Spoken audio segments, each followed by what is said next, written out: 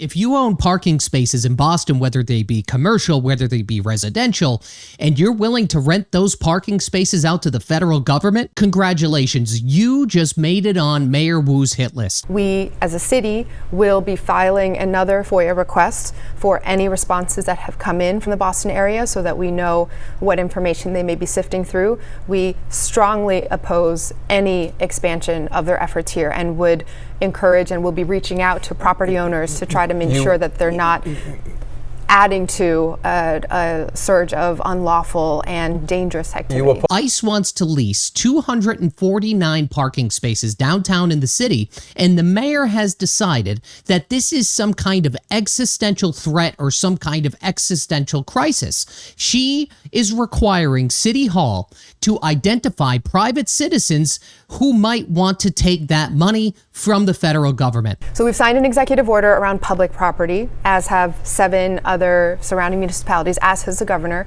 We cannot block private property, but we will be contacting property owners to make sure they understand our view on how dangerous this could be for our residents and that this is not a way to make our community safer. And the way that they want to find out is by none other than public records requests, something that they shy away from constantly. This is the same type of process that exists for people like me and people like you to see what the government is doing. But now they want to find out what we're doing. Then her office is going to reach out to these people, or more than likely shake them down in some sort of like mafia style or something like that, and have conversations about how renting parking spaces to a federal agency isn't how we make the community safer.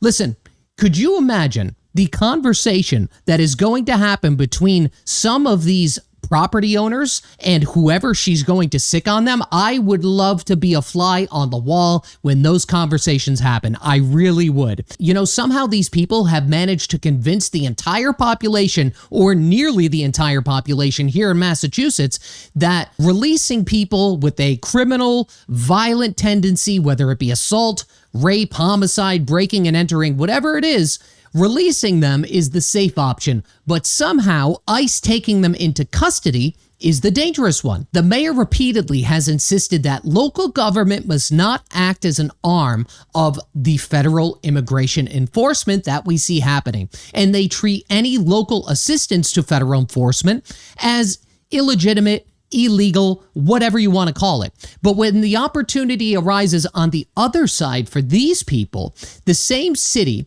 is perfectly okay and perfectly willing to use its own resources, its own public records tools, and the authority of the mayor's office to act as some arm of an anti-enforcement agenda by identifying private property owners who might do business with ICE. And honestly, more than likely, pressure them not to. That is more than likely what's going to happen. You have people like Ayanna Pressley, you have Ed Markey calling to abolish ICE, but meanwhile, they haven't said a damn word on the recent increase in crime in Boston. It's like they want to ignore it. Even State Senator Liz Miranda, she's out here publicly posting the hotel where ICE agents are staging and handing out like this activist tip line so people could track them. But meanwhile, on the back end, she's co-signing a $200,000 taxpayer earmark for a cosmetology institute tied to a day spa whose owner maxed out her campaign to a school that never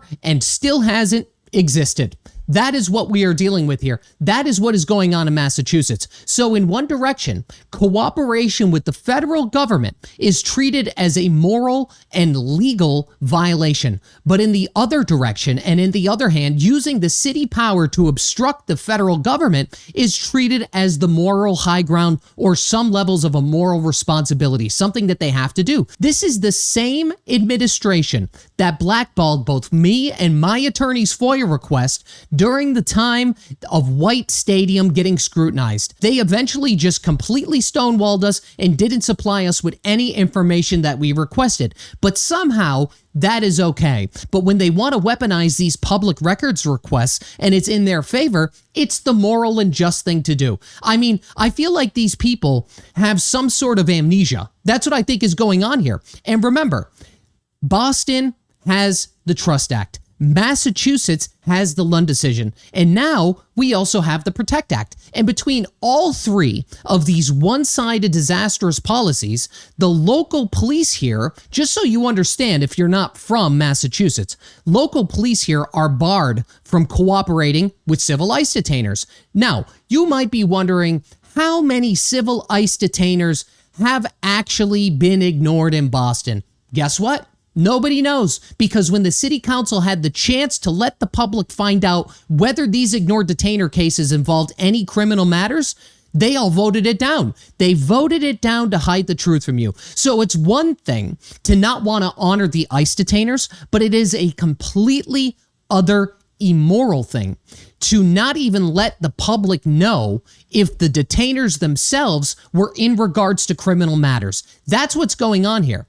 This is a complete hypocrisy. It is a complete double standard. They buried it. They decided that it is not on a need-to-know basis for the public to know who the hell is being released back onto these streets. So in one hand, the public learning who they're dumping back onto these streets is treated like a war crime, but the same people will weaponize City Hall, they'll go digging through public records, and they put the full political machine on any constituent who dares rent a parking space to ICE.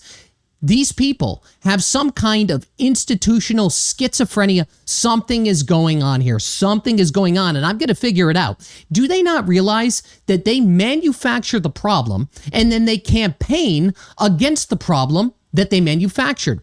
It is truly, truly a remarkable business model. It really is. That's it.